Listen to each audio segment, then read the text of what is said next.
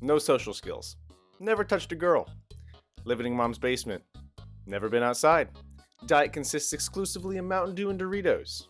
Hi, I'm a gamer, and these are a couple of the things that you'd probably think about when you hear that term. But here's something you probably don't think about when you hear that term: sports.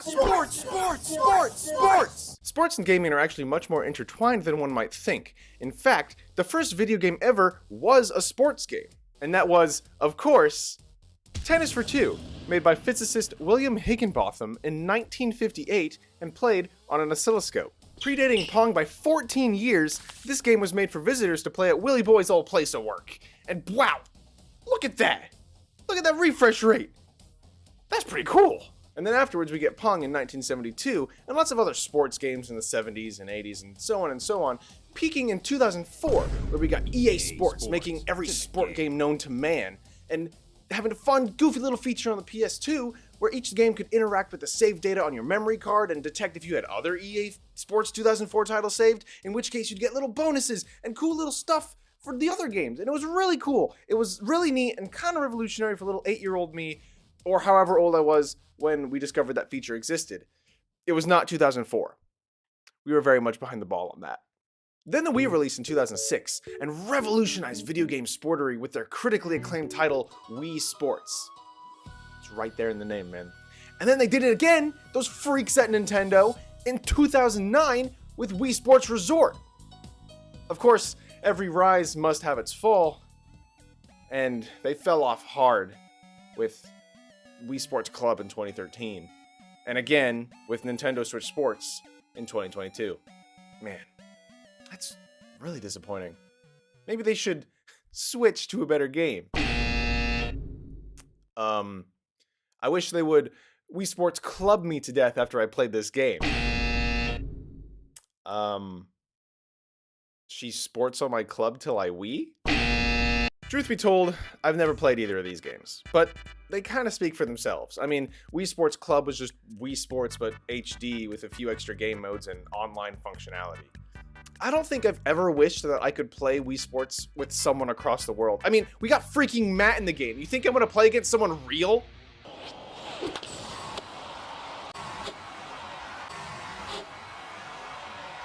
We got freaking Matt in the game. You think I'm gonna play against someone real? Freaking Matt! Nintendo wasn't the only company to innovate and create sports games. All throughout time, since video games' inception, there have been developments in all realms of sport. Football, soccer, basketball, hockey, baseball, racing, golf, wrestling, the Olympics, paintball, Wipeout, Wheel of Fortune, Guitar Hero 3 Through the Fire and Flames. If a sport exists, there's a video game of it. Call that rule 4th and down, illegal proceedings, flag on the play. What about Street Luge? Oh. There is a game about Street Luge. Alright. And they've grown quite big in recent years, with every Xbox player owning at least 3 copies of FIFA and NBA 2K. Now, I'll be honest, I'm not much of a sports guy. I mean, duh, what, you couldn't tell from the fact that I'm wasting my time making stupid YouTube videos about sports video games? I grew up in a sports-loving family. They've definitely fallen out of it as time has passed, but when I was young, it was Ohio State University football Saturdays. I'm sorry, I mean, the Ohio State University! We're talking family coming over, snacks and drinks in the basement, only sody pops though, because we're a good Christian family. The game on the big basement TV, and noise. Lots and lots of noise.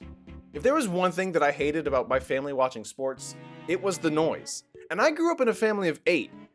Noise was a given, and the struggle to being seen and heard as a lower middle child was already rough. But when sports were on, it became unbearable. The sudden and unexpected yelling, positive or negative, always scared the shit out of me, and it was as if nobody cared. Of course, as a child, all I really wanted was someone to play Legos or Thomas trains with me. I couldn't play video games because what TV do you think the PlayStation was connected to? Sports prevented me from getting the attention that I wanted, and thus became an enemy of mine. Oh, boo-hoo, get over it, you big dumb idiot. Maybe give it a chance and try to get into sports instead of complaining about it. Maybe you wouldn't hate him as much. I hear what you're saying. I'm not complaining about sports or my childhood, but I want to paint you a picture of why I wasn't interested in sports as a kid and give some backstory that some of you might relate to. For me, I never really understood the obsession. The sports just didn't seem very interesting to me. From an outsider's perspective, someone who didn't pay attention to sports or know the rules, it all looks exactly the same. Why would I watch real people run around and throw a ball when I could watch Jimmy Neutron or play the super very good Jimmy Neutron video game for the PlayStation 2? I didn't want reality. I wanted fun and fantasy. Also, remember how I said that I grew up in a family of 8? Well, 5 of those 8 were my siblings. And since I'm number 4 of 6, I had to attend a lot of siblings' sports games. Out in the sun, bored. No toys, no friends, no games, no snacks. As an adult, I agree with you, okay? Suck it up. Watch the game, and if you're so bored, bring something with you next time. But you gotta look at this from the perspective of a kid, okay? It always seemed like watching sports made my family angry, so it was just a negative thing to me overall. It didn't stop with my family either, though they were my primary connection to anything sports related. Friends and their families also seemed to be very sports centric. Dude, did you watch the game last night? What game? Oh, the one between the Florida Shitbirds and the Ohio Deerfucks? Sorry, I don't really watch sports. Okay. Dude, it was insane, bro. Oh my gosh, so they were trying to throw the ball, right? And the other team was trying to get it from them, right? They were trying to tackle them. And Tom Brady was there, and his entourage of 80-year-old women, everyone was going crazy for it. And Travis Kelce was there, and so was Taylor Swift. They were there together. Everyone was going nuts. It was insane. It was crazy, dude. Unfortunately, Taylor Swift had to leave early. She had a concert across town. So it was okay though, because they used her plane taking off from the field itself to fly over after the national anthem instead of fighter jets. Dude, it was crazy, bro. Everyone was flipping out. Hey, you're not using the TV, right? I can change the channel. I just want to check the score. No, I just want to check the score real quick. It'll take 5 minutes. 5 minutes. Okay, you don't need it. It'll be fine. You can pause that. It's fine. It's really funny to me how often this would actually happen. Someone would bring up sports, I'd show my lack of interest, and they'd still talk to me about it. They'd get really specific too. They'd be like, dude, Jonathan McRunsfar might make Heisman this year, but he's really got to step up his game if he wants his team to make it to national semi-regional playoffs. Dude, I know you're really passionate about watching a bunch of dudes chase after each other's balls, but if someone's not interested, maybe don't dwell on the subject. Nowadays, I'm very much the same person, but as an adult, I now have an understanding and appreciation for sports. I actually really enjoy attending sporting events and going to Super Bowl parties. I guess it's more the social aspect that I'm interested in than the sport itself. But I found myself actually getting kind of invested in the action on several occasions. I went to a high school basketball game with my wife recently, and I was finding myself to be very impressed. I was able to see and appreciate the technical moves and skills that these teenagers were performing. Mr. Ben I Hate Sports Does Stuff was saying, wow, that was really cool. Did you see what he just did? I still don't follow any sports. I honestly couldn't care less about who does what or how a team performs. But the play-to-play action is what I actually find intriguing. Seeing how a player overcomes a tight defense, or how a tight defense can stop an offense in its tracks, that is the fun part. I get it. And hey, I enjoy being athletic. I like running around. If we're playing kickball or some big field game in youth group or summer camp or some kind of family gathering, I'm playing just as hard as the sports kids. I'm panting twice as hard afterwards, but I'm still there. Shout out to that one time I won a dodgeball tournament, 5-1 final round in 7th grade. Dog, I felt like Troy Bolton making that buzzer beater shot at the end of Disney's High School Musical. Yeah, I'm chasing middle school clout. What of it? The thing is, video games offered me something that sports never could. Fantasy and power. I love exploring other worlds and doing things that I couldn't do in real life. Even though sports was something that I could do in real life, it wasn't something that I was very skilled in, nor did I want to be. Kind of a self-fulfilling prophecy, honestly. The reason I always chose video games over sports, unlike the other kids, was that the excitement and fun was much easier and more consistent to achieve than that of playing sports. Out on the field, there was always someone better than you, always someone who could throw and catch more consistently, run faster. It was always a competition between yourself and someone else, even amongst your teammates.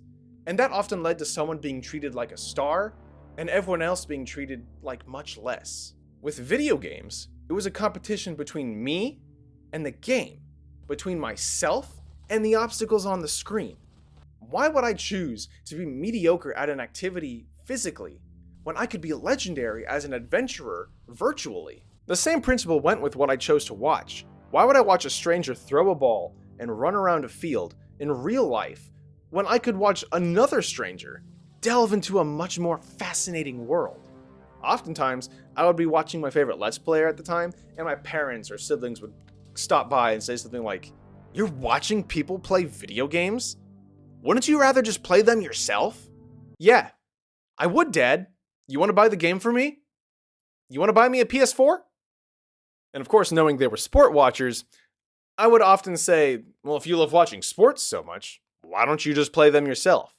And of course, they would retort with, "It's not the same." But it kind of is. And this leads into this theory that I have.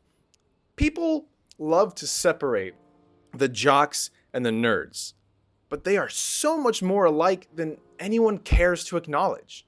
You show me a nerd who knows the stats, strategies, and lore of every enemy in The Witcher 3, and I'll show you Tyler, who knows every football player's stats, positions, and when they signed on. Either way, both have an extreme amount of knowledge in their respective subject matter. The idea of playing versus watching is the same in both scenarios too. Sometimes you watch because you can't play. Other times you watch because you play. The only difference between sports people and the video game people is the subject matter. Not to say that those two worlds don't cross over, because many people play video games today, including sports video games. At least with video games, I'm doing something impossible in real life. Sports video games on the surface seem really silly and redundant because you actually could play that in real life. It's not at all far from reality, and it feels like a strange demographic to market to because of the stereotype that separates those who play video games and those who play sports, as if they can't be one and the same. Like I said, there's much more in common with the two groups than people want to acknowledge. And look, I know I dunk on sports and sports video games a lot. They really aren't my thing, with a few exceptions, of course. But I gotta do my heartfelt, iconic moment at the end of the video. So, I've always said to play what you enjoy, and I fully believe that. There is clearly a love for sports, and there are many different ways that people express that love. They play sports and sports video games, and collect sports cards, and watch sports throughout the year. They know the stats of teams and specific players. They understand the lore of the sport and the team and the individual characters on that team. The timelines and mechanics of the games are all clear to them. The dungeon referee manages play and determines outcomes. I'm just like imagining people playing fantasy football and it's just like a team of randomly assorted D&D characters. Sports video games give people another avenue to enjoy something they love. They can create their own fantasy team, manage their favorite existing team, relive epic moments in history, or create legendary and impossible matchups. They serve as a way for those who can't physically play for one reason or another to live out their own sports fantasies. Some gamers like to settle it in Smash, while others like to settle it in 2K. With online play, you can now settle it with anyone from anywhere. I've said that watching people play sports and watching people play video games is the exact same thing, and I will die on that hill. However, I think at the root of it, both fulfill the same need in totally different people. It's an escape. It's a way to participate in something you enjoy.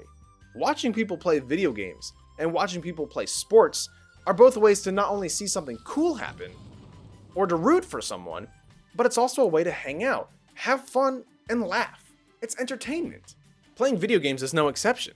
Video games allow us to live out a fantasy wherein we're any number of people doing any number of crazy, otherworldly things. Just like how sports video games give people the ability to live out a fantasy as their favorite team or favorite player doing crazy, unbelievable things. It's a more accessible way to get that dopamine hit from a clever play or impossible catch. Victory against impossible odds. And on top of it all, you were in control. You contributed to that crazy thing happening. We all seek out these escapes, where we can make real our astonishing dreams. To live out the life that we want, one that is much more exciting and action-packed than our 9-to-5 lives. And what's even crazier is that while sports usually get adapted into video games because it's so easy to make that leap into the virtual world, video games themselves have been adapted into the sports world. Esports have become one of the biggest sources of revenue for the games industry with their tournaments and cash prizes. Most competitive games live and die by their competitive scene. Some of the most popular esports games are Counter-Strike, Dota 2, Fortnite, League of Legends, and Overwatch, with prize pools exceeding the millions of dollars. There is such a wide range of types of games to watch, just like there's a wide range of sports to watch on TV. And don't even get me started on speedrunning. No gamer challenge is off limits. A race within the gaming community that demonstrates intense and impressive technical knowledge of and months of practice of a particular game. And we've got categories like any percent in Mr. Krabs overdoses on ketamine and dies, and nipple percent in Mario Odyssey. If you can think of it, it's probably a speedrunning category. Sports and video games. A match made in Mr. Higginbotham's work. Let's all take some time to really appreciate how far video games have come and how there are infinite experiences to enjoy, both realistic and fantastic. And hey, to those of you who play sports video games, more power to you, okay? At least you're not playing Lawnmower Simulator. Go mow an actual lawn, nerd. Go out and get a bag, dude. You need the exercise. Thank you everybody for watching. I really appreciate it. Sorry it took so long for this to come out. I think it's been 6 months. I think the last video I posted was in July. I really appreciate you guys sticking around. I'm in school right now, so that's what's been eating up all my time. So between work and school and being alive, it's kind of tough to put out these videos, but I'm still trying and I'm still doing it. I haven't died, okay? And that's why I appreciate you guys sticking around, because you enjoy the content and, you know, you're putting your faith and trust in me, and I'm putting it out there. I'm trying, man. So as long as you guys are patient with me, I will continue to be putting stuff out somewhat regularly. I apologize. But yeah, we're still working. We're getting close to 1,000. We're at like 800 some now. Real close. Guys, please like and subscribe. If you like. If you don't, I mean, I can't tell you what to do. But we're so close to 1,000. And there will be a 1,000 subscriber special. Whenever we hit that milestone, dude, I'm working on that. I'm working on it. It'll happen. So, I don't want to make this video super long. So that'll be that. Thank you everybody for watching again. And I will see you in the next video.